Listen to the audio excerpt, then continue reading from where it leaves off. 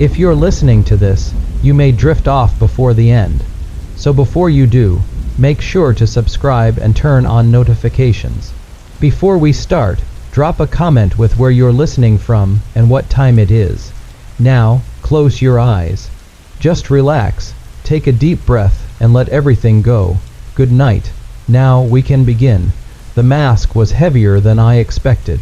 Cool, polished, smooth against my fingertips, yet oddly weighted, as if something within it was pressing back against my skin.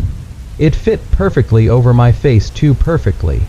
When I adjusted it, the leather straps seemed to tighten on their own, settling against my skull with an unyielding grip.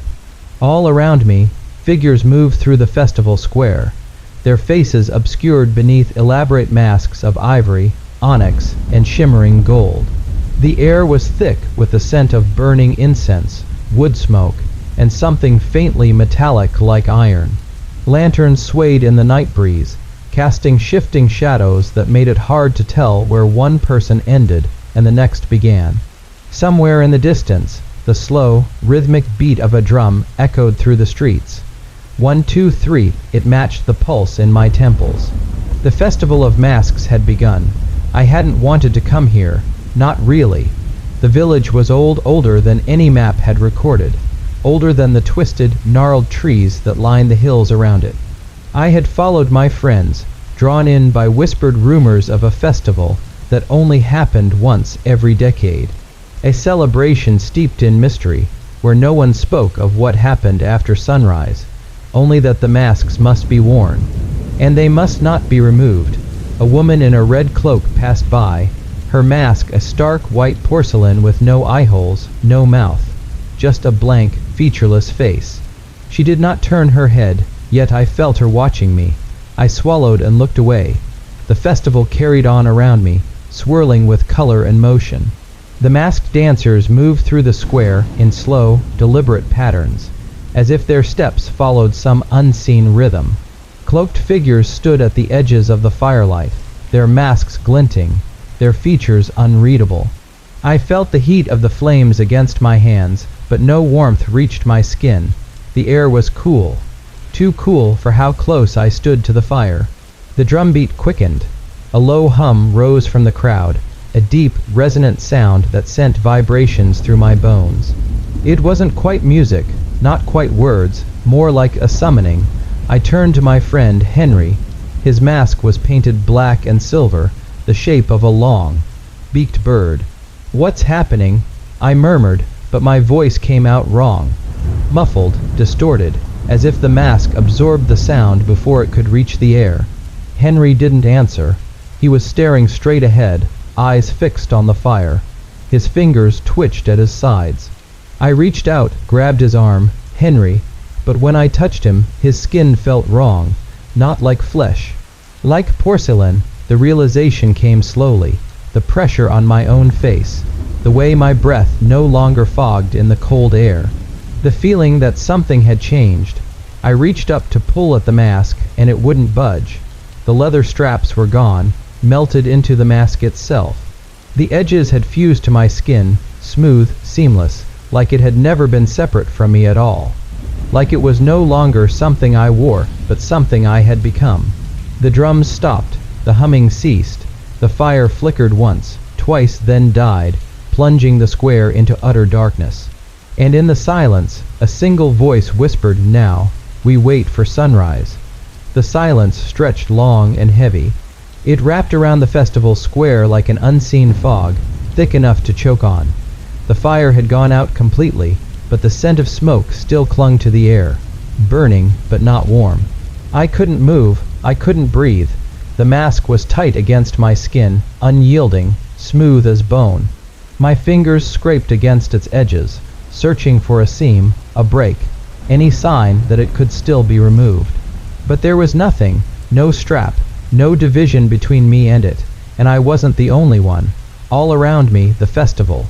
Goers stood motionless, their masks gleaming dully in the moonlight. Not a single whisper, not a single breath. Just the wind stirring the banners above, rustling the cloth of our robes. Then the bell rang, a deep, resonant chime, 1, 2, 3 times, The sound sent a shudder through the crowd. Slowly, figures began to move again, not in the chaotic celebration from before, but in perfect unison. They turned toward the center of the square, where the fire had been. A platform stood there now. It hadn't been there before. Atop it, a figure loomed, dressed in a robe of shifting black. His mask was different, taller, elongated, with two curved horns rising from the crown. The air around him felt wrong, like the space itself bent to his presence. He lifted his hand. The crowd dropped to their knees. I didn't move. A pressure coiled around my chest, something unseen, something powerful. It pushed against me, urging me to kneel like the others. But my legs stayed locked. My breath shuddered in my throat. The masked figure tilted his head. Even without eyes, I felt his gaze settle on me. "You still remember?" he murmured. His voice was deep, smooth, but there was something beneath it, something layered, like more than one voice speaking at once. I swallowed hard. "Remember what?" A slow pause, then a single answer: "Your face." The words sent a sharp, electric chill through my spine. I opened my mouth to speak, but a hand gripped my wrist. Cold fingers, porcelain fingers. Henry. He was still beside me, his masked face angled toward mine. "You need to kneel," he said softly. The voice was his, but it wasn't. I didn't move. The masked figure on the platform stepped forward, and the air seemed to warp around him. Shadows stretched where they shouldn't. The stars above flickered. "You still resist," he mused, but not for long. A noise rose in the crowd, a low, murmuring chant. It wasn't in any language I recognized, yet I understood it. The meaning slipped into my mind like a half-remembered dream. "At sunrise we remain. At sunrise we are the same." The words tangled around my thoughts, pressing against something deeper, something buried. "No, no, I don't belong here." I turned, gripping Henry's arm. "We have to get out of here." Henry didn't answer. I shook him. "Henry." The mask on his face cracked, not like breaking porcelain, but like skin splitting open. Beneath the fractures, something moved. I stumbled back. My own mask tightened, as if in response. The pressure against my face grew unbearable, like something pressing outward from beneath my skin. The masked figure on the platform stepped closer. "At sunrise," he said, "you will understand." The bell rang again. 4 times, and the stars shifted. The bell's echo shivered through the air, each chime digging deeper into my bones. The crowd remained kneeling, their masks tilted toward the figure on the platform. The chant had stopped, but the silence that followed was worse. It was thick, watchful, as if the masks themselves were listening. I took a step back. The ground felt different beneath my feet, softer, like I was standing on fabric instead of stone. I looked down, and my stomach clenched. The cobblestones had changed. Where rough stone had been, now there was woven cloth, patterned in deep reds and golds. It stretched out in all directions, covering the square like a vast, endless rug. No, not a rug, a tapestry. My breath caught. The patterns weren't just decorative, they were moving. Swirling shapes shifted in and out of focus, forming images that I could almost recognize: people in masks, dancing in a ring. A bonfire, a figure standing alone, and then a face, my own. The mask I wore was stitched into the fabric, its hollow eyes staring up at me. The longer I looked, the more the threads seemed to tighten, as if the tapestry was drawing me in. I jerked my gaze away. "Henry," I whispered, my voice raw, "we have to go, now." Henry was still kneeling. His mask was cracked from the earlier moment, but now, thin black lines stretched outward from the fractures, like veins spreading through porcelain. I reached for him, but his body shuddered before I could touch him. He lifted his head, slowly. The mask broke apart in a series of dry, splintering cracks. Beneath it, his face was wrong. It wasn't Henry's face at all. There was no skin, no flesh, just another mask beneath the first one. This one was smooth, featureless, with nothing but a mouth. No eyes, no nose, just lips that curved into a thin, knowing smile. A sharp pain shot through my skull. My own mask tightened again, pressing against my skin like it was becoming me. I tried to rip it off, but my fingers wouldn't obey. The masked figure on the platform tilted his head, watching. "You cannot remove what was never separate," he murmured. His voice slithered into my mind, each word curling like smoke through my thoughts. I was separate. I wasn't supposed to be here. I wasn't. The crowd stood up all at once. The motion sent a rush of cold through me. Their movements were too perfect, as if they were one body instead of many. They turned toward me in unison. I took another step back. The tapestry beneath me shifted, the woven faces twisting into new expressions. Some calm, some grinning, others with mouths open in silent screams. A voice whispered through the square, "Dance." The masked crowd moved, not chaotically, not wildly, but rhythmically. Their steps matched, their bodies swaying in a slow, dreamlike dance. The space between them seemed to bend, stretching and shrinking in ways that didn't make sense. Every movement was deliberate, as if they had practiced this routine for centuries. And then, they reached for me. I turned and ran. My legs felt slow, like I was moving through water, but I forced them forward. The edge of the square should have been close. There had been houses, stalls, streets leading outward, but as I ran, the space kept expanding. The further I moved, the larger the festival became. Rows of red lanterns stretched overhead, flickering with flames that didn't burn. Stalls lined the edges, their vendors still and waiting.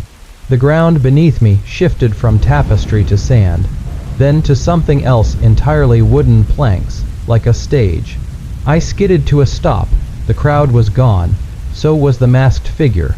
Instead, I stood in the center of a massive theater, surrounded by rows of empty seats, and directly in front of me a mirror. The reflection staring back wasn't mine. It wore my mask, my robe, my posture, but beneath the mask, the skin was cracked porcelain, just like Henry's had been. The fractures widened, something shifting beneath them. The figure in the mirror tilted its head. Then, in my own voice, it whispered, "At sunrise, we are the same." The bell rang. 5 times, and the world flickered. The bell's final toll faded into silence, but the sound continued to vibrate inside my skull. I stood frozen before the mirror, staring at the reflection that was not mine. The cracks in its porcelain skin had spread wider, fine fractures crawling across the surface like veins. And something moved beneath them, not just shifting, pushing, like something inside was trying to get out. I took a step back. My feet made no sound against the wooden planks of the stage. The theater around me remained empty, the rows of seats stretching into the dimness, too many to count. Then the reflection moved, not like a normal reflection. It stepped forward, but I did not. Panic seized my chest. The mirror was no longer glass, it was a window, or a doorway. My reflection took another step toward me, and as it did, its skin began to crumble away. Not skin, porcelain.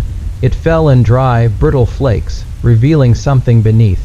Something smooth, something too pale. Not flesh, not bone, another mask. It reached up and peeled the rest away.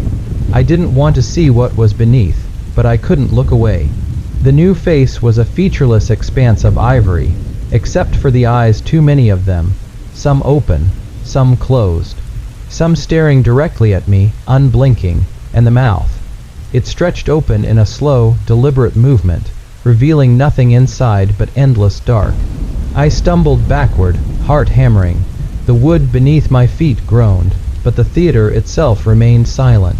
My reflection, or whatever it was, tilted its head, mirroring the way the masked figure in the square had. "You are late," it said. The voice didn't come from its mouth. It came from behind me. I turned sharply. The theater was no longer empty. Rows upon rows of masked figures now filled the seats, their bodies stiff, their heads all tilted at the exact same angle. The masks were not identical this time. Some were painted with serene expressions, others with grotesque grins or sorrowful frowns. The only thing they had in common was their stillness. I took another step back, and they moved with me. Not by shifting, not by walking, just blinking forward. One moment they were sitting, the next they were closer. The pressure of my own mask increased, pressing against my face as if it were tightening. My breathing came shallow, my pulse too fast. "Why am I here?" I asked, forcing the words through trembling lips. The thing in the mirror smiled. "You were always here." The voice wasn't mocking. It wasn't even cruel. It was certain. The air shivered, and the world changed again. I was no longer standing in the theater. The wooden floor had become stone, cold and damp beneath my feet. The rows of seats were gone, replaced by towering columns that stretched into an arched ceiling. Candles flickered in iron sconces, their flames burning without movement, as if frozen in time. I knew this place. Somehow, I remembered it. It was an underground hall, deep beneath the festival. A place where only the masked ones could go. And in the center of the room stood a long table, covered in a cloth of deep red. Around it sat more figures, their masks identical this time.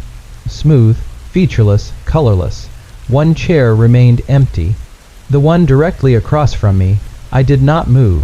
The air in the chamber was thick, almost liquid, pressing against my skin with a weight that felt wrong.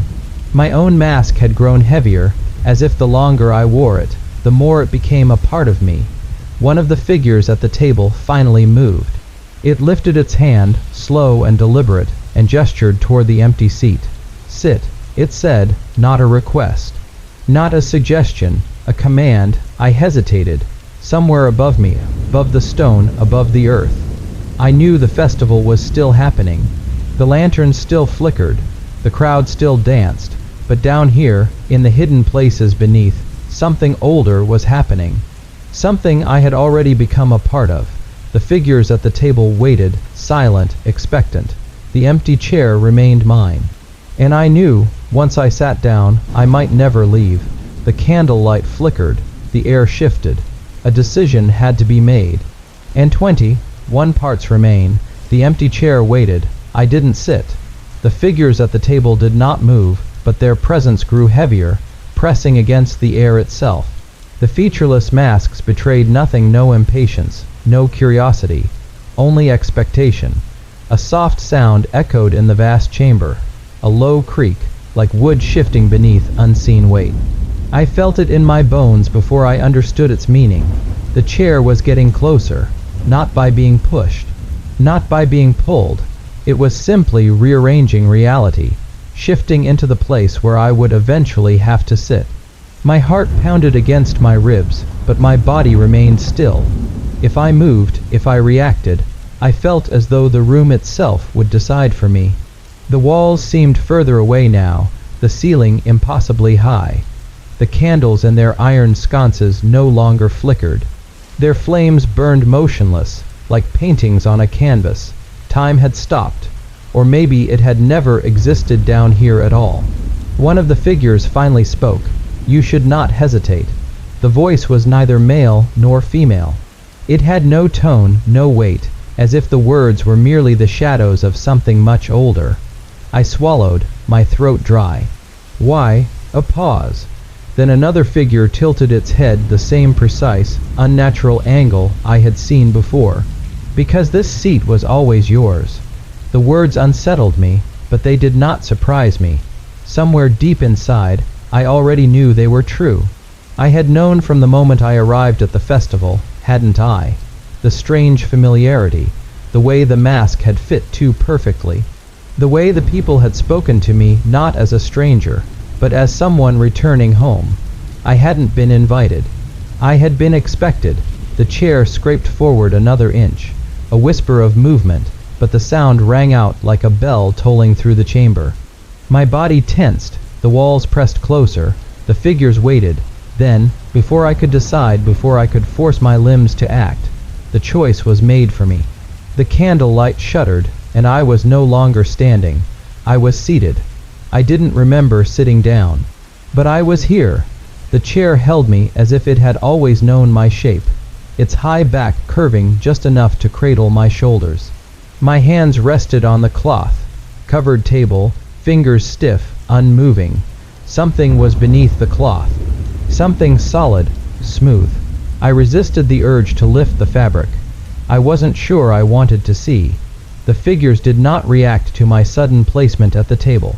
There was no approval, no acknowledgement, only the continuation of something already in progress. One of them leaned forward. Their mask, featureless and white, tilted in my direction. Now, they said, "You must listen." The walls pulsed. Not like stone, not like something solid at all. It was as if the chamber was breathing. The air felt thicker, the weight of it settling into my lungs. The others at the table remained still, but their presence had become something more than physical. Their forms did not change, but they felt taller now, stretched beyond what the eye could see, and the silence was no longer empty. It was waiting, a rhythm beyond hearing, something speaking without sound. The tablecloth rippled. I flinched, my hands pulling back instinctively. Then the fabric rose, lifting itself as though guided by unseen fingers. The object beneath it was revealed inch by inch, the flickering candlelight casting strange shadows across its surface. A mask not like the others. This one was carved from something darker than wood, smoother than stone. Its features were intricate, delicate, almost too lifelike. The eye sockets were empty, but I could feel them staring. It was mine. I didn't know how I knew. I just did. One of the figures spoke again, their voice like rustling leaves in a windless place. "You were given the wrong face." I swallowed, my mouth dry. "What do you mean?" A pause. Then, in perfect unison, every figure at the table lifted their hands, pale fingers reaching for their own masks. They did not pull them off. The masks simply let go, and beneath them there were no faces at all. Just smooth, blank skin where features should be. The mask before me waited. The air shifted. The chamber held its breath, and I knew, once I put it on, I would never be the same. The candle light flickered. The silence deepened. I did not touch it, not at first. The mask lay before me, its hollow eyes locked onto mine, even without sight. The longer I looked, the more I felt it was not simply waiting. It was expecting. The air was thick, still as stone, but beneath it, something pulsed. Not a sound, not a vibration, a presence. The room itself was alive, and it was watching. The figures at the table remained motionless, their newly revealed faces, or lack thereof, staring at me with featureless patience. Their masks lay discarded in front of them, pale and still. Yet, even without them, their gazes felt stronger than before. I was the only one left, the only one still wearing the wrong face. The mask on the table had changed. Not in form, not in color, but in certainty. It was no longer a thing to be considered. It was a thing to be worn. A slow breath filled my lungs. I did not remember deciding to reach for it, but my fingers were already moving. The moment my skin brushed against its surface, a chill ran through my arm, sinking deep into my bones. It was warm, not cold, not lifeless like an object left untouched. The mask had been waiting, yes, but it had been waiting awake. The figures at the table did not react, or perhaps they did. I could not tell.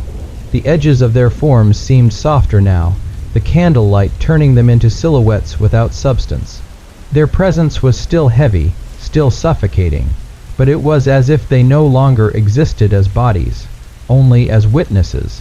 I lifted the mask. For the first time, I noticed its weight. It should have been heavier. It was carved, solid, but in my hands it felt like nothing at all, like air, like thought. Like it had been a part of me all along. I hesitated, not out of fear. Fear would have made sense. But what I felt now was something else, something I couldn't name. It was the quiet before memory returns, the pause before realizing something you were never meant to forget. The figures at the table did not blink. They had no eyes to blink with, but I knew they were waiting for me to remember. I raised the mask. It hovered just before my face, the hollow eyes lined up perfectly with my own. The smooth surface gleamed in the candlelight, reflecting only darkness. Then it moved, not by my hands. It pulled itself closer. For the briefest moment, I saw the faces of the figures around me. Not blank, not empty, but familiar. I could not recall their names, but I knew them. I had always known them. And I understood. I was not putting the mask on. I was letting it return. It fit too well, not just in shape, not just in size. It fit in the way a long, lost thing fits into the place it was meant to be. A weightless finality. A door closing without a sound. A breath being drawn where breath had always belonged. I did not need a mirror to know that my face had changed. Not into something new, into something that had always been there, waiting beneath the skin. The candle flames shuddered. The figures at the table did not speak, but their silence was no longer empty. It was acknowledgement. And then the world around me began to shift. The walls rippled. The ceiling stretched, pulling away like mist unraveling in the wind. The stone beneath my feet grew unsteady, not crumbling, not breaking, but becoming something less real. The chamber folded inward, the candlelight swallowed by something deeper, something vaster. I was no longer sitting at the table. I was standing, and the festival was waiting. Somewhere beyond, the music had started again, not the distant, echoing tune from before. This was different, a rhythm beneath the skin, a melody only half remembered. The air carried whispers of laughter, the flicker of torchlight against velvet darkness. The festival had never ended. It had only been waiting for me to wake up. The figures at the table were gone. The chamber had melted away, dissolved into something that was both nothing and everything at once. I was outside again, or had I ever left? The mask was no longer a thing I wore. It was me. The festival pulsed with life. The colors were deeper, the sounds richer, the scent of burning incense curling through the air like a living thing. The masked figures danced through the streets, their laughter echoing through the air, warm and full. And I knew, without being told, that something had changed, something in me, something in the festival itself. The moon hung heavy above, its light silvered and sharp. Somewhere in the distance, a bell tolled, not midnight, not dawn, something in between, something without a name. And as the echoes faded into the night, I took my first step forward. The festival was waiting, and this time I knew why. The festival breathed. It was not a gathering, not a celebration. It was a living thing, and I was inside it now. The music swelled, winding through the air like smoke, curling through the streets like mist. The beat pulsed beneath my skin, steady, deep, rhythmic. The masked figures moved in a dance that was both rehearsed and uncontrolled, each step weaving into the next, as if guided by invisible hands. I did not remember deciding to join them, but my feet were already moving. The stone beneath me was uneven, cracked and worn by countless footsteps before mine. Lanterns swung overhead, their golden light spilling over the masked dancers, illuminating the fabric of their robes, the shimmer of silk, the glint of intricate carvings on their wooden masks. Yet beneath all of it, the warmth of bodies, of movement, of something shared. I should have felt alone. But I wasn't. I was part of this now. The sky above was too deep, a blackness that should have held stars but did not. The air was thick with incense, and the distant scent of something richer, something sweet yet unfamiliar. Laughter twined through the music, but it was soft now, subdued, as if the festival had reached the moment where revelry began to blur into something else. A transition, a shift, the hour of forgetting. A masked figure took my hand. Their fingers were warm, their grip gentle but unyielding. Their mask was carved with delicate swirls, resembling flowing water, but their eyes behind it were hidden in shadow. They did not speak. They only led me deeper into the dance. The crowd moved as one, a tide of masked faces turning, spinning, stepping to a rhythm that was neither rushed nor slow. It was the heartbeat of the festival itself, constant, endless. My feet followed without thought. My body knew this dance, even if my mind did not. I had been here before, hadn't I? The masked figure guiding me turned sharply, pulling me into a spiral of movement. My breath caught, but my body did not resist. The air swirled around me, rich with warmth, thick with something unseen. I was spinning, the world blurred, the music grew distant, and then I stopped. The festival had vanished. The streets were gone, the lanterns were gone, the figures, the music, the warmth. All of it had disappeared in an instant, and I was standing in the center of a great, empty hall. The silence crushed me. Where there had been sound, there was now only the slow, aching echo of nothingness. My breathing sounded too loud. My heart beat a strange, foreign thing in my chest. I turned, searching, but there were no walls, no doors, no way back. Only the vastness of this hollow place. And then the floor beneath my feet shifted. I looked down. The stone was cracked, splitting open in jagged lines that seemed to breathe, expanding, contracting. The darkness within them pulsed like veins beneath the skin. I stepped back. A voice whispered, not from behind me, not from in front of me, but from inside my own mask. You're not supposed to be here yet. The words slipped inside my bones, settling there like something ancient, something remembered too late. I reached for my mask. My fingers froze before they could touch it.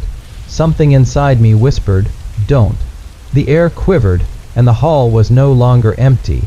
Figures surrounded me now, appearing between one blink and the next. They did not move, they did not speak.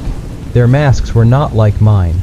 They were blank, featureless, as if unfinished. Yet I felt their attention, a slow, deliberate waiting.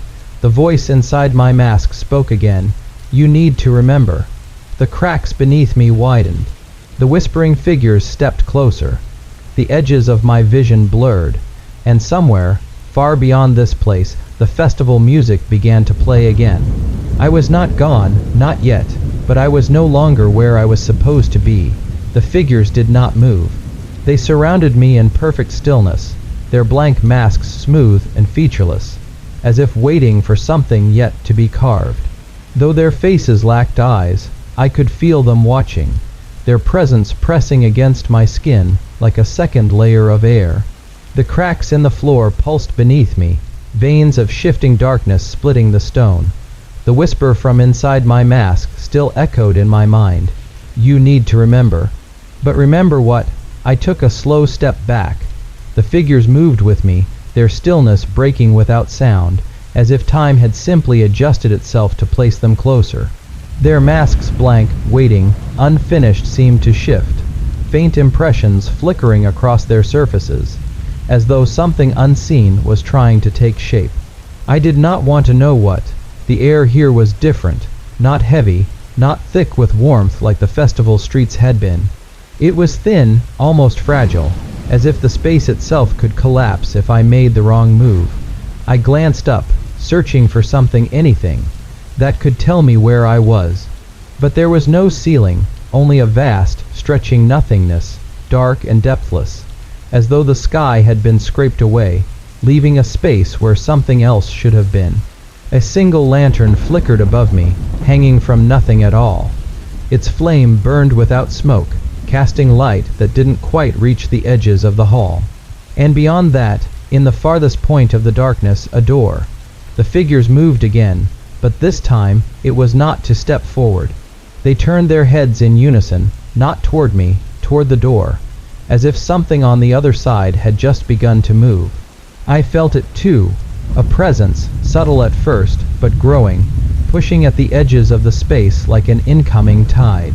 I did not know if it was something waiting for me, or something looking for me. I stepped forward, slowly, cautiously. My footsteps did not echo. The figures did not stop me, but they turned as I moved, their blank faces tracking my steps without a sound. The door was far, too far. I did not remember distances being this strange before. It was as if space here did not follow normal rules. Each step should have brought me closer, but the door remained the same distance away, no matter how far I walked. And then a voice, not the whisper inside my mask, a new voice, a familiar one. You're going the wrong way. I stopped. The words had not come from the figures. They had come from behind me. Slowly, I turned. There was someone else in the hall now. A lone figure, standing at the edge of the flickering light, just beyond the reach of the nearest lantern. They wore a mask like mine, intricate, detailed, fully formed, but something was wrong. The shape of it was familiar, yet off, as if the carving had been copied from a memory that had begun to fray. And beneath the masky eyes, real ones, watching me, "The door won't take you back," the figure said. Their voice was calm, steady, but laced with something else. Something I couldn't place. I swallowed. "Then what will?" The figure tilted their head slightly, and for a moment I thought I saw their mask shift, as if it had been made of something that wasn't quite solid. "You already know," they said. Their voice was too familiar. I took a step toward them. They took a step back. The figures around us, the ones with blank masks, turned again, this time to face the stranger. The air tightened, the atmosphere shifting, coiling around us like something alive. The whisper inside my mask returned, "Don't forget." I blinked, and the figure was gone, not vanished. Not disappeared, just no longer there, as if they had never been at all. The door ahead of me remained, standing at the farthest edge of the hall, still too far, still untouched. But now, something had changed. The blank masks around me were no longer blank. Something had started to carve itself into them. And for the first time, I realized they were becoming faces I recognized. The figures were no longer still. Their once blank masks now bore faint impressions, as though something was etching them from the inside out. The longer I looked, the more the carvings deepened, not random shapes, but faces, familiar faces. I took a step back, but the air in the hall had thickened, pressing against me like an unseen tide. The lantern above still flickered, casting shadows that stretched in directions that made no sense. And then a sound, a faint scraping, like a knife carving into wood. But it did not come from one place. It came from all around me. The figures were changing. One of them turned its head fully toward me. Its mask, once featureless, had almost finished forming. I knew that face. My stomach twisted. The mouth of the mask did not move, yet I heard a voice. A whisper layered with something deeper. "Do you remember my name?" I opened my mouth. I wanted to say yes. But I didn't, because I couldn't. There was a blank space in my mind where their name should have been. I knew them. I could see their face as clearly as my own reflection. But their name, it was gone. The other figures shifted. More masks were changing, becoming faces I recognized but could not name. Their presence pressed closer, the whispering growing, overlapping into a chorus of voices I should have known. A sick realization settled in my chest. These were people I had forgotten. I turned sharply, facing the far, off door. It had not moved. It remained impossibly distant, its surface dark and untouched. I had a choice. I could keep moving toward it, or I could turn back, but the whisper inside my mask, the one that had been guiding me before, was silent now. I was alone in my decision. The figures took another step forward, their whispering voices filling the space, calling to me with names that should have meant something. I felt something cold settle deep in my chest.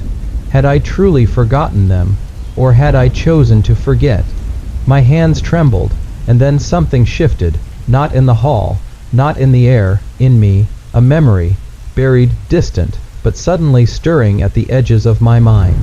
A festival, the masks, the promise we made, and the rule we all agreed to: wear your mask until sunrise. And yet I was still here, which meant the sun had never risen. I exhaled. My breath sounded strange, distorted by the mask on my face. I looked at the figures once more. Their faces were no longer shifting. They had settled. The carvings were complete. They were no longer becoming familiar. And then, like a ripple through the air, I remembered their names. The moment their names returned to me, the figures stopped moving. The whispers fell into silence. The lantern above flickered again, its glow stretching shadows that now felt aware of me. The carved faces no longer shifted, no longer tried to form, because they were complete. I spoke the first name aloud. The sound rippled through the hall, soft yet heavy, as though I had spoken into water. One of the figures tilted its head, listening. I spoke the second name. Another figure straightened, its posture no longer distant and unnatural, but human. I continued, one name after another, and as I did, something in the air shifted. The pressure that had weighed against me began to lessen. And then a voice, not whispered, not layered, but clear, "You left us behind." My breath caught in my throat. The figures stood still, but I felt the weight of their gazes. They were not reaching for me, not threatening, but there was something in the way they stood, something expectant. I took a hesitant step forward. The air was lighter now, the unseen force holding me in place weakening. But with every step I took, the words echoed again, soft, sorrowful, but unrelenting. "You left us behind." I shook my head. "I don't understand." Silence. Then, "You are the only one who made it to the door." A cold chill ran through me. The door, the one at the end of this impossibly stretched hall, the one that never seemed to get closer. I turned my head toward it again. It was still far away, the same unreachable distance as before. I frowned. Made it to the door. I hadn't even touched it yet. But the figures, they knew something, and I had forgotten something. I closed my eyes, reaching back into my thoughts, into whatever pieces of memory had started returning. The festival, the masks, the promise we made, something about sunrise, something about what happens if we take them off too early. And yet, the figures in front of me were still masked. They had never removed them, which meant they had never left. I opened my eyes, they were closer. I hadn't heard them move, but they stood just a few feet away now, silent, waiting. I swallowed hard. I wanted to ask why. I wanted to ask what had happened, why I was the only one who made it beyond the festival. But something inside me, the same instinct that had kept me moving this whole time, warned me against it. Some questions were not meant to be asked. Some answers were not meant to be remembered. And yet, I could not ignore the truth staring back at me. I was the only one who had left, and now I had come back. I turned my gaze toward the door at the end of the hall. It was still impossibly far, as if distance here did not obey the same rules. But something had changed. The figures that stood in the shadows were no longer entirely still. They breathed. Not loud, not obvious, but the subtle rise and fall of their chests made my own breath catch in response. They weren't just watching me, they were waiting. I stepped forward, the lantern above flickered, the shadows stretched. Another step. The space felt heavier again, not like before, not like a force holding me back, but like a weight settling onto me, as if the air itself had grown denser. A third step, and then I wasn't alone anymore. I don't mean the masked figures. They had been there all along, silent, unmoving. But this was different. Footsteps behind me, slow, deliberate, matching my own pace. I didn't turn around. Not because I was afraid, though I was, but because I already knew that if I turned too soon, I would see something I wasn't supposed to. I kept walking, my pulse steady but quick, my breaths even. The footsteps followed, step, step, step. And then a voice, not like before, not distant or layered or broken. This one was close, too close.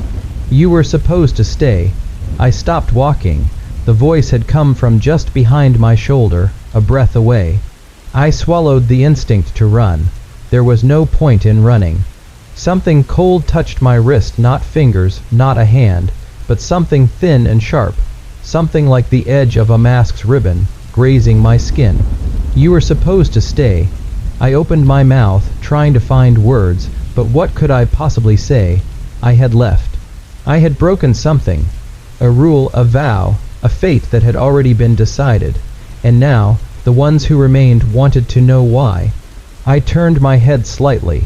Not enough to see, just enough to acknowledge, and the presence behind me shifted. It was waiting for my answer, but I had none to give. I didn't remember leaving. I didn't remember why I had been the only one to step beyond the festival. I only remembered the door, the one that still stood ahead of me, distant, unreachable, yet patient. It had been waiting too, and as I finally took another step forward, As I ignored the voice behind me and the figures at my sides, I felt something unraveling. Not around me, within me, as if the mask I wore, whatever unseen thing had bound itself to my face, was beginning to loosen. The silence in the hallway was not truly silent. It had a weight to it, something just beneath hearing, like a sound too deep or too high for my ears to grasp. A presence in the quiet, a whisper I couldn't quite catch. I kept walking, the unseen footsteps behind me matching my pace perfectly. Not an echo, a shadow of movement, a reminder that I was not alone. The door at the end of the hall remained distant, though I had been moving toward it for what felt like a long time. Or had it always been this far? The air carried something now, a shift, a sense of something just beyond my vision. A hum, low, like the reverberation of a distant bell, not a sound I heard, a sound I felt. I reached out, my fingertips grazing the walls. The surface was smooth, colder than I expected. It pulsed, not like a heartbeat, but like something breathing, something waiting. The closer I came to the door, the more the hum inside me deepened, not outside, inside. I swallowed, exhaling slowly. My breath didn't quite belong to me anymore. It felt borrowed. The ribbon, like touch that had brushed my wrist earlier, was gone, but its absence felt more present than its touch. Like something had let go too easily, like it expected me to return. The hum deepened. The door was closer now. Close enough that I could see the fine lines of carvings in the wood. Not symbols, faces. The same smooth, expressionless faces as the masks we all wore. Some were cracked, some were whole, some were carved as if they were in the process of breaking. And at the very center of the door was one face I recognized. My own. I stepped back without meaning to. Something changed, the hum. It responded, the walls, the air, the presence in the silence. It all breathed with me. And then, from behind me, another breath joined in. Not mine. Not the unseen presence that had followed me. Someone else. Someone who shouldn't be here. I turned. The hallway was empty, or rather, it should have been. But just at the edges of my vision, where shadow met the dim glow of lantern light, the masks on the wall had shifted. Tilted slightly, turned in my direction, watching, waiting, and from the silence, beneath the hum, beneath the breath, came a whisper. A voice from behind a mask. We are listening. The whisper lingered in the air long after it had been spoken. It wasn't just the words themselves, it was the way the silence folded around them, the way the sound stayed, even after it should have faded. Like a breath against my skin, like fingers tracing the shape of my name in the dark. I did not move. The masks on the wall had turned toward me, their carved expressions unreadable, their hollow eyes watching. I could not tell if they were still. They might have been shifting ever so slightly, a slow tilt forward, a gradual lean, as if drawn toward me in increments too small to catch. The hum was stronger now, inside me, around me, from the door. I turned back toward it, though the weight of unseen gazes pressed against my spine. The carvings had not changed, but I could not shake the feeling that my own face in the center of the door was somehow sharper, more defined, as if it had been waiting for me to see it. I reached out. The wood was colder than before. Or perhaps I was warmer. The longer I stood in this place, the more I could feel my body adjusting to its rhythms. Or was it the other way around? Was the place adjusting to me? Beneath my palm, the door pulsed. A slow, deep vibration beneath my skin, like something waking up. I hesitated, and then, so faint I almost imagined it, my carved mouth moved, a whisper, but from wood. Open, I stepped back. A breath of wind that did not belong to me stirred through the hallway, touching the edges of my mask, cool against my skin. I felt the presence behind me shift, but I did not turn to look this time. The masks on the wall did not speak, but I knew they were waiting for me to do something. I looked back at the door. The carved version of my own face was as still as before. The mouth no longer moved. But I had heard it. I had felt it. A choice, then. Stay here, beneath the weight of their gazes, or step through the door that knew my name. I swallowed, pressing my fingers against the wood. It was warmer now, like breath behind a mask. The door did not creak. It exhaled, and then, slowly, it began to open. The door did not swing open. It pulled apart. The wood seemed to unravel like something stitched together, and now undone, peeling away in strands too thin to be real. The movement was slow, deliberate, as though whatever lay beyond wanted me to see it happen, and so I did. Beyond the threshold, the world was neither dark nor light. It was in between, a place caught in the slowness of dawn or the final breath of dusk. The air shimmered with the weight of something unseen, like the hum that lingers in a room just before music starts. I did not step forward immediately. I turned back. The hallway behind me remained unchanged except for the masks. They were no longer just staring. They were leaning forward. The shift was slight, but unmistakable. Their once fixed positions now bent, eager. Their hollow eyes waited for me to move, or perhaps they waited to follow. I stepped through the door. The air beyond was thick, like walking through a dream. My breath came slower, and my limbs felt lighter, unmoored. The sensation reminded me of floating in deep water, not sinking, not rising, just suspended. And then the door closed behind me. Not a slam, not even a click, just a soft, contented sigh. I was in, or perhaps I was inside it. The space ahead stretched far and curved. The walls weren't solid, they rippled, shifting like fabric caught in a slow, moving current. Yet beneath the motion, I could see something forming. Shapes, figures, no faces. They were not carved like the masks in the hallway. These faces were something else. They did not have edges. They blurred, as though I was looking at them through running water. And one of them looked like me. A voice, not mine, but close. "You're late." The face that resembled mine tilted its head, peering at me through the shifting air. I did not answer, because I was not sure if it was talking to me, or to the space that had now sealed itself shut behind me. The face in the shifting air did not blink. It did not move like a human should. It wavered, dissolving at its edges before reforming in the same place, as though reality could not decide if it was real or not. I did not speak. I waited, and then it spoke first. "I have been waiting." The words did not pass through air. They arrived inside my skull, inside my breath, inside the space between my heartbeat and silence. They did not need sound to be heard. I swallowed. The air was too thick, or maybe my throat was too hollow. Waiting for what? I finally asked, my voice sounding distant, detached, to see if you remember. The walls behind the face shuddered. Their shifting texture was slower now, more deliberate, as though they too were listening. I did not know what I was meant to remember. The festival, the masks, the door that had sighed when it closed. There had been no exit behind me, only the unraveling entrance. Yet as I turned slightly, I noticed something new, a mirror. It had not been there before. It was tall, framed in something dark and polished, with no carvings or embellishments. Simple, plain, empty. I stepped toward it. The face that had spoken first did not stop me. It only watched. I expected to see my own reflection, but the mirror was not a mirror.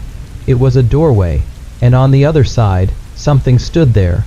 It was not me, but it knew me. It lifted a hand, my hand, but I had not moved. I stepped back. The air behind me rippled. I was no longer alone. The masks, they had followed, not as figures, not as faces, but as whispers in the air, their shapes forming in the folds of shifting space. They were watching my reflection too, and I could not tell if they were waiting for me to step forward, or waiting for the thing in the mirror to step out.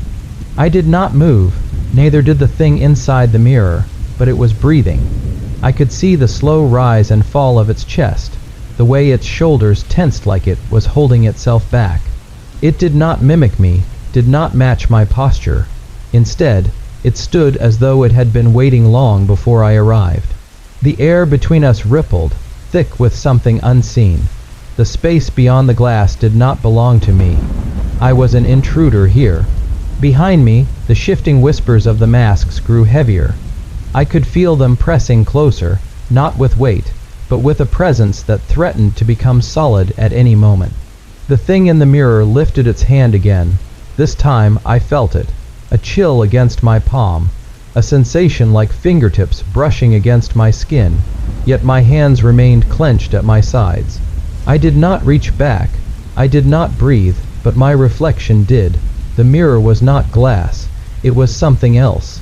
Something soft, something alive. The surface pulsed just once, a slow, deliberate beat, like the heartbeat of something vast and sleeping. A ripple moved through it, bending my reflection out of shape before letting it settle again, and then it smiled. I did not. A voice drifted from the shifting air behind me, a whisper without a mouth. Go on, see if it fits. I turned sharply, expecting to see the masks pressed against me, but they remained distant, swirling in the dimness like waiting silhouettes. I looked back at the mirror. The thing inside raised its hands slowly and pressed them to the glass. The longer I stared, the more I noticed. Its face was not entirely mine. The differences were slight. The curve of the mouth was too knowing, the eyes too dark, the skin just a little too still. And then I saw it. Something thin and pale wrapped around its fingers. It coiled down its wrists, its arms, disappearing into the shadows of its form. A mask, but it wasn't wearing it. It was holding it out for me. The mask did not look like the ones from the festival. It was too smooth, too perfect, too blank. Its eye holes were wide but impossibly dark, as though looking through them would show nothing at all. The whisper behind me returned, go on, see if it fits. I stepped back. The thing in the mirror did not lower its arms. It simply waited, still holding the mask toward me, and then something shifted. The floor beneath me trembled not violently, but subtly, like the slow breath of something waking beneath the surface. The air grew heavier, the masks behind me stirred, the space was changing. Something was about to happen. And I had the overwhelming feeling that if I did not make a choice soon, the choice would be made for me. I did not take the mask, but I did not leave either. The thing in the mirror stood in perfect stillness, arms still outstretched, mask still waiting. Its breath did not hitch, its hands did not tremble. It was patient in a way that only something outside of time could be. The whisper behind me came again, curling around my ears like a breath against my skin. Go on. I shook my head. I took a step back. The mirror took a step forward. No, not the mirror, the thing inside it. The surface did not shatter. It did not break apart like fragile glass. It stretched, a ripple moving outward, the edges darkening like the pupil of an eye, dilating in the dark. And then, without a sound, it stepped through. I turned to run, but there was nowhere to go. The masks were moving. Not in a rush, not as a stampede, but in slow, deliberate motions. They floated around me like figures beneath water, their shapes shifting just beyond recognition. I could hear the faintest hum, not from a single voice but from many. They were waiting. Waiting for what? For me to choose, or for the choice to be made for me. The thing that wore my face did not lunge. It did not chase me. Instead, it tilted its head. Not the way people do when curious, but the way something imitating curiosity might. A slight lean, a near-perfect mimicry of human behavior. Except it was too slow, too deliberate. It raised the mask higher. No words, no whispers this time, just expectation. I stepped backward again, my heel hitting the unseen floor too hard. The air shifted, the masks pressing closer, though they did not touch me. The hum grew louder, rising in my ears like a second pulse. I clenched my hands into fists. What happens if I take it? What happens if I refuse? What happens if I run? But something deep in my bones told me the last option did not exist, not anymore. The first touch was not mine. I had not moved, had not reached, but the mask was suddenly against my skin, cold, smoother than anything I had ever felt. And it fit. The world did not vanish. I did not fall into darkness. I was still standing, still breathing, still here. But something was different. The mirror was gone. the thing that had stepped through it, gone too. But I was not alone, because now, the masks were watching, and I had the overwhelming sense that I was no longer looking at them in the same way. No, I was among them. I lifted my hands. The mask was not on my face. It was not anywhere, but I could feel it. A weight that did not exist, a presence where nothing should be. And when I turned, the mask stepped back. Not out of fear, out of recognition. I had not become one of them. I had become something else, something new. I reached up again, pressing my fingers against my face, expecting smooth porcelain, expecting the weight of the mask that had been given to me. But there was nothing, nothing but my skin, warm beneath my touch. My face was unchanged, wasn't it? The masks remained still, their faceless expressions unreadable. I could feel them watching, not with eyes, but with awareness. A presence pressing against me from all sides, not threatening, not welcoming, just waiting. I took a step forward. A shift rippled through them. Not movement, not sound, but something deeper, a reaction. Like they knew something I didn't. Like I had done something I wasn't supposed to do. I walked through them, expecting resistance, but they parted effortlessly, clearing the way like leaves caught in a slow-moving current. I did not know where I was going. I did not know if I was allowed to go, but no one stopped me. The festival was still there, just beyond the masks, a flickering world of lantern light and distant music, of voices speaking in tongues I did not understand. But something was wrong. It did not look the same as before, or maybe I did not look the same. I stepped into the light. The festival should have been loud, bustling, full of life, but now it felt distant, like I was watching it from behind glass. The colors were muted, the sounds muffled, as if I had wandered into a version of the world that had been washed out. Or maybe I was the thing that didn't belong. People moved past me, laughing, whispering, dancing beneath the lantern glow.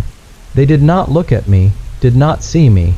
I reached out to touch the sleeve of a passing stranger, but my fingers brushed through fabric like mist. They were real, I was not. I turned sharply, searching the crowd. There had to be someone who saw me, someone who could tell me what was happening, and then I found them. At the far end of the festival, past the food stalls and the glowing paper lanterns, stood a figure wearing no mask. A woman, her dark hair falling loose over her shoulders, her eyes sharp in the dim light. She stood apart from the others, her gaze fixed on me. She saw me, and she was waiting. I crossed the distance between us, my footsteps making no sound against the festival grounds. The closer I got, the more I realized something was off. The people around her, the festival, goers, the masked figures, they never stepped too close. They moved around her like an invisible barrier had been placed in their path, like she existed in a space just outside of theirs. Just like me, you shouldn't have taken it, she said as soon as I was close enough to hear. Her voice was steady. Not unkind, not afraid, just certain. I swallowed. Taken what? Her gaze flickered over me, and something in her expression changed. You don't even know, do you? She murmured, a slow exhale. Her eyes darkened, a shadow passing through them. You didn't put the mask on. It wasn't a question. It was the kind of realization that unsettled her. I shook my head. No, it just... I hesitated, frowning. It just happened. Her lips parted slightly, not in shock, but in something close to understanding, or maybe recognition.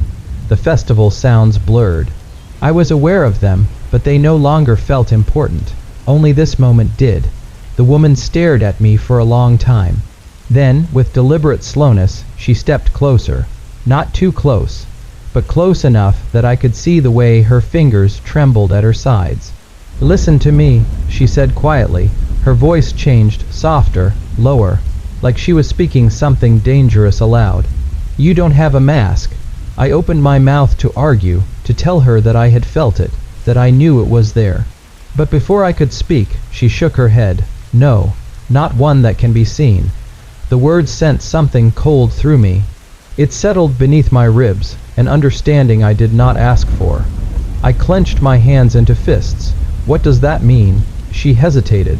Then, just as carefully, she asked, "Do you feel different?" I blinked. The question seemed too simple, too small for the weight in her voice. But I did feel different. I had felt it from the moment the mask touched my skin, from the moment the mirrors disappeared, from the moment the festival turned into something hollow. Like I had stepped into a place that no longer belonged to me, or maybe a place I no longer belonged to. The woman exhaled slowly. "You took a mask that wasn't meant for you," she said at last. A pause, then quieter, "And now, you can't take it off." I should have felt the night breeze against my skin. I should have felt the warmth of the lanterns flickering above. But I felt nothing, not cold, not warmth, just the unsettling sensation that something had settled over me, not a mask, but a presence. Something unseen, yet undeniable. Something I could not remove, and the woman standing before me knew it. She studied me for a long moment, her dark eyes unreadable. Then she took a step back, her expression shifting not to fear, but to pity. "That mask," she murmured, "it's not like the others." I clenched my jaw. "I told you, I don't have a mask." She gave a small, hollow laugh. "No," she tilted her head, "not one you can see, not one you can feel, but you have it now, and that's why they don't see you anymore." My stomach twisted. She was right. The festival still moved around us, the laughter, the music, the shifting glow of lantern light. But no one acknowledged me. I was there but not present, not part of them. "Why?" I asked. My voice sounded distant, even to myself. "Why can't they see me?" She hesitated. Then, carefully, she said, "Because you aren't wearing a mask that belongs here." I felt something tighten in my chest. I wanted to deny it, to insist I was still myself, but I wasn't, not anymore. I stepped back, turning away from her, scanning the festival for something familiar. But the world had changed, or maybe I had changed. The festival stretched endlessly now, lanterns flickering in the same repeated patterns, laughter looping in a way that felt scripted, like a stage set running the same scene over and over. The masked people drifted through the pathways, their steps slow, their bodies weightless. They did not belong to the festival. The festival belonged to them, and I belonged to something else. I turned back to the woman, my voice unsteady. "What do I do?" She studied me, her fingers twitching at her sides. Then she spoke, and I realized she was afraid. "I don't know," she whispered, and the worst part, I believed her. The music swelled around us, the air thickening. The festival was watching, waiting, and in that moment, I understood something terrible. Something I did not want to understand. I had never put on a mask, but that didn't mean I wasn't wearing one. The lanterns above swayed gently, their golden glow flickering across the crowd like firelight on water. The laughter had not stopped, but it no longer felt like it belonged to people. It filled the space rather than came from any single direction, looping and warping, stretching like an echo that didn't quite belong to time. I moved through the festival, stepping between masked figures who did not acknowledge me, not truly. They moved in rhythmic patterns, their steps careful, deliberate, like dancers repeating choreography they'd performed 1,000 times before. But the woman's words still pressed against my thoughts. "They don't see you anymore." I tried to shake the feeling, tried to tell myself it was nonsense. But when I reached out, just a simple brush against someone's sleeve, my fingers met nothing, no fabric, no warmth, just empty air. A hollow dread pooled in my chest. Had I faded? Had I become something else, something separate from the festival, from the people, from myself? I turned, searching for something real, and then I saw them. At the far edge of the festival, beyond the clusters of lanterns and looping laughter, stood a small group of figures. They were watching me, and unlike the others, I could feel them. Their masks were different, wrong. Not carved with festival smiles, not painted in bright reds and golds. These masks were blank, flat. featureless, and yet I knew they were looking directly at me. I took a hesitant step forward. The crowd between us shifted, bodies parting like a tide pulling away from shore. They were waiting for me. I stepped past the last row of lanterns, the festival's glow dimming behind me. The figures remained still, silent. Their masks, smooth and empty, reflected the flickering firelight like polished bone. One of them tilted their head, and I felt it, the pressure. A quiet weight pressing against the space behind my eyes like something unseen was peeling back my thoughts, scanning through them like pages in a book. My breath hitched. They weren't looking at me. They were looking through me. A whisper curled through the air, though no one's mouth moved. "You do not belong here." The voice wasn't one, but many, layered atop one another, stretching and twisting in ways that made my teeth ache. I swallowed hard, my pulse quickening. "I know." I whispered. The figures did not move, but the weight behind my eyes deepened, pressing harder. Like they were unraveling something inside me, like they were checking, "What are you?" The words weren't asked with curiosity. They were asked like a test, like they were determining whether I had failed. I opened my mouth, but I didn't know the answer. I didn't know what I was anymore. Not someone attending a festival, not someone simply lost. I had changed. Something had changed me, and these figures, whatever they were, could see it. The pressure behind my eyes sharpened, a cold spike of something too vast to understand. My vision blurred, the edges of the festival warping.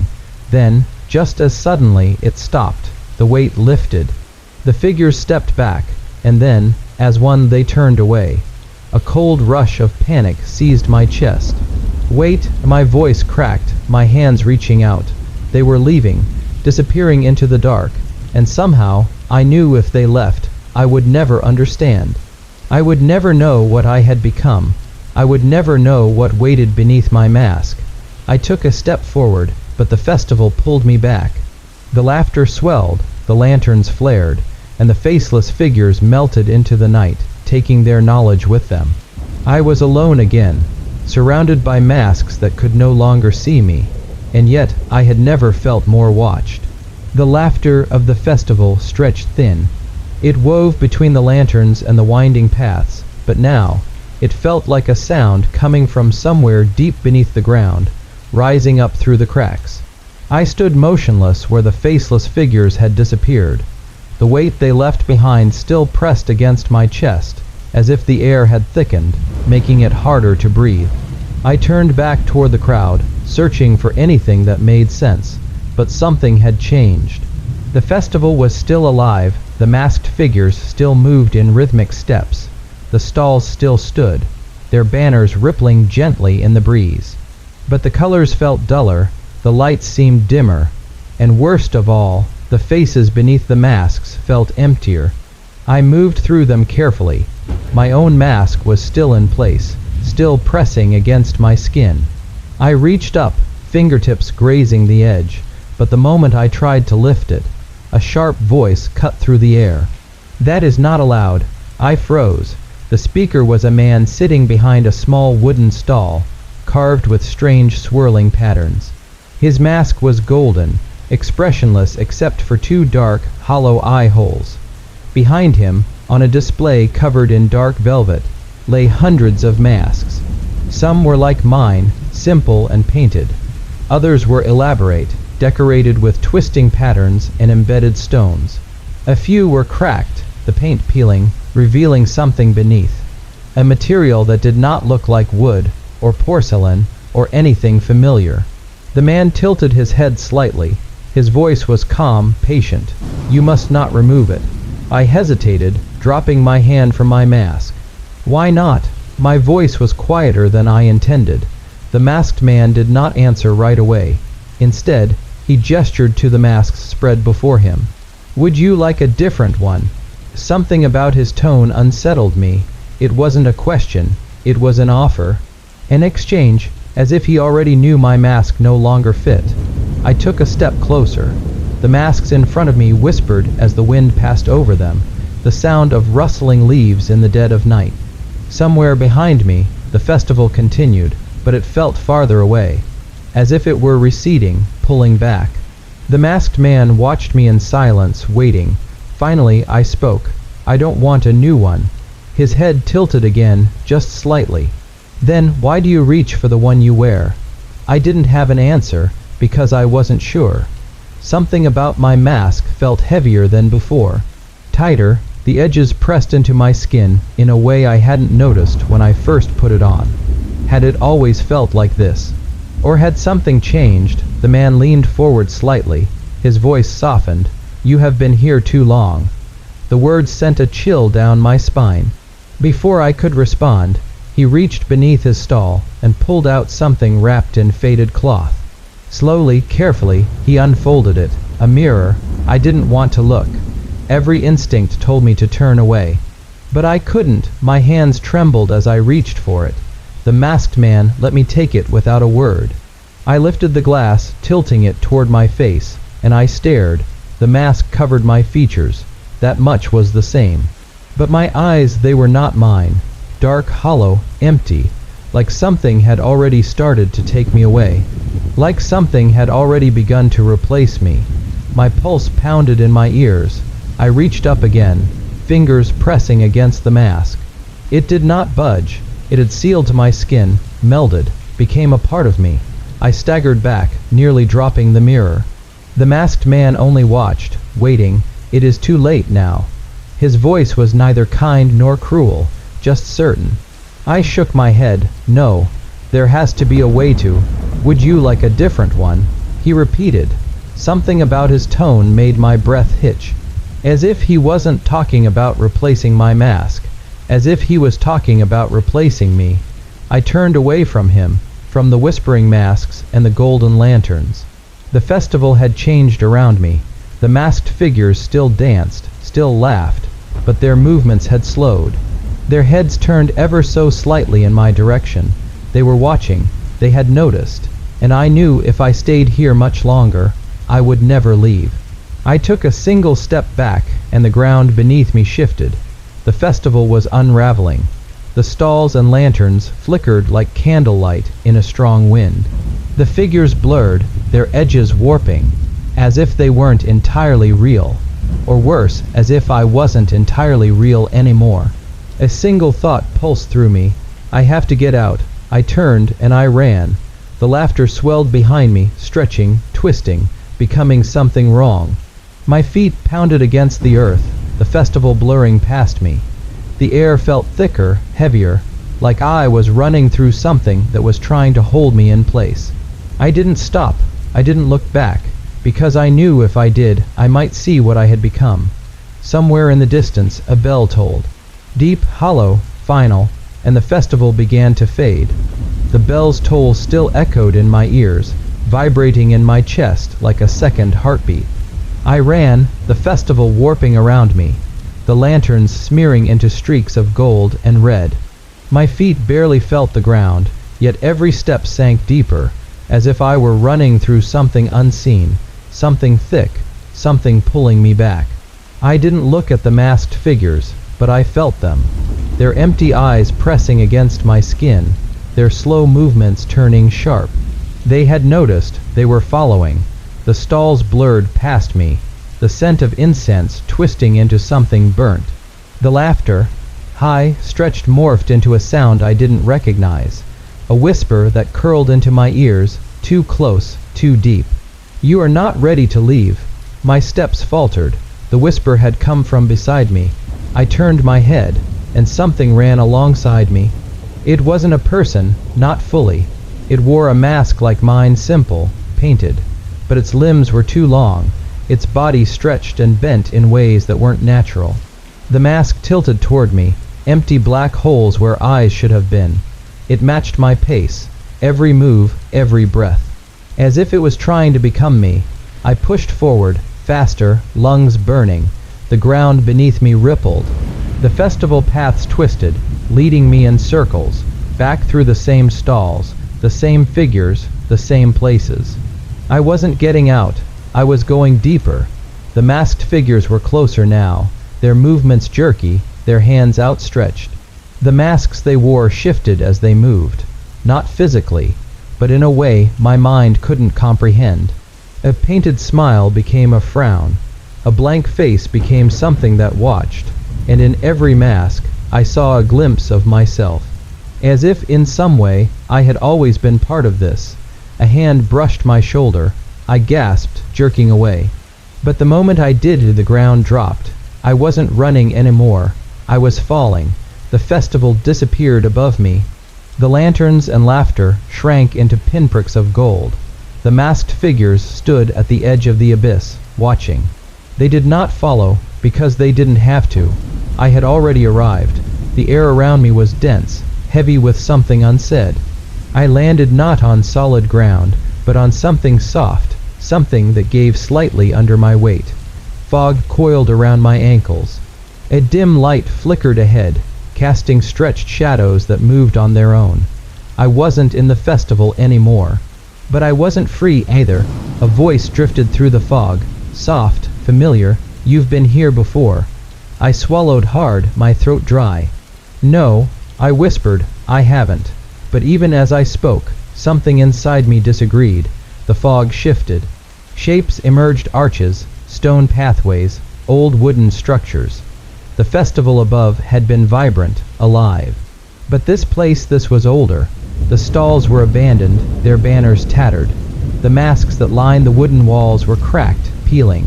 Some had fallen, lying shattered at my feet. I stepped forward.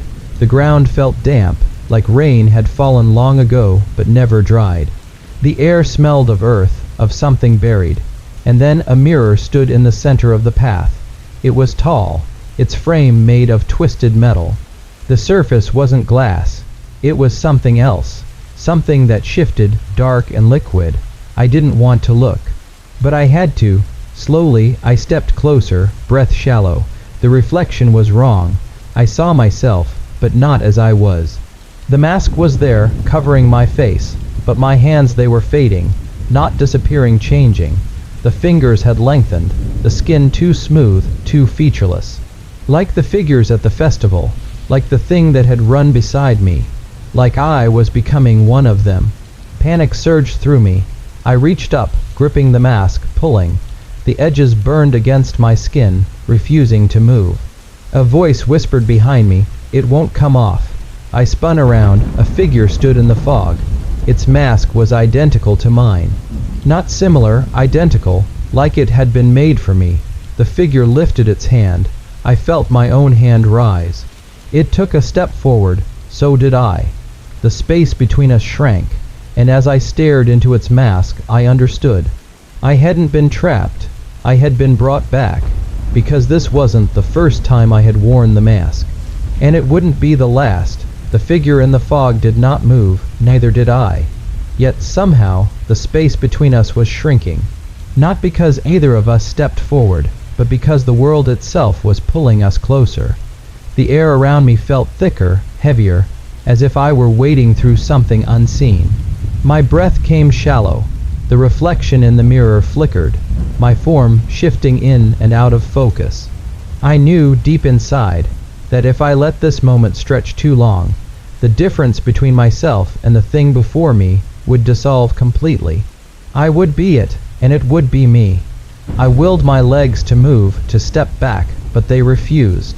The figure raised its hand, fingers pale and smooth, lacking any details, no creases, no nails, no signs of a life once lived. And I felt it, a pull inside me, something deep, something ancient, something that had waited for me to return.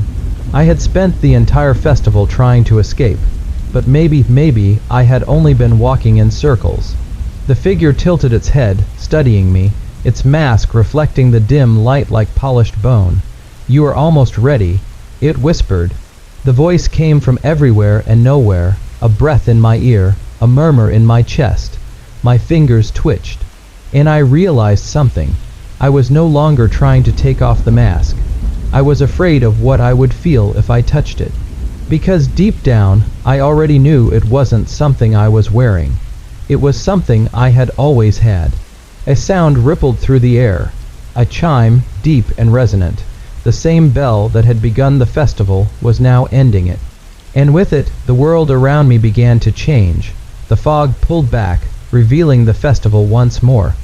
But it was not the same. The lanterns hung still, their light dim, as if the fire inside them was dying. The masked figures stood in perfect silence, their heads all turned toward me. Waiting, a path opened between them, leading toward the towering gate at the festival's entrance. The gate I had never been able to find before. For the first time it was open. Beyond it, the night stretched endless and empty, a sky that held no stars. A voice whispered behind me, "You may leave now." I turned. The figure still stood there, its identical mask staring back.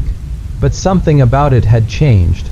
The edges of its form blurred, flickered like a candle nearing the end of its wick. And then, slowly, it stepped back into the fog. My hands clenched into fists. I didn't trust this, but I also knew I had no other choice. With careful steps, I turned toward the open gate. The masked figures did not follow, did not speak. They only watched. The final steps felt heavier than all the ones before them. And then I crossed the threshold. The festival vanished, no slow fade, no lingering echoes, just gone. I stood in the darkness, cold air biting at my skin. My breath curled in front of me. The weight of everything pressed down like I had left something behind. Or maybe something had stayed with me. I reached up, fingers trembling. The mask was still there, but this time when I pulled, it came free. I stared down at it in my hands. It was smooth, weightless, just a simple mask, nothing more, nothing less. I took a deep breath. The night was silent. I turned the mask over once, twice, and then, without a word, I placed it on the ground and walked away. The next morning, when I woke up in my own bed, sunlight streaming through my window, I told myself it had been just a dream. But deep inside, I knew the festival had never been a place. It had been a return, a reminder, and if I ever put the mask back on, I wouldn't need to find my way back. Because the festival would find me. The end.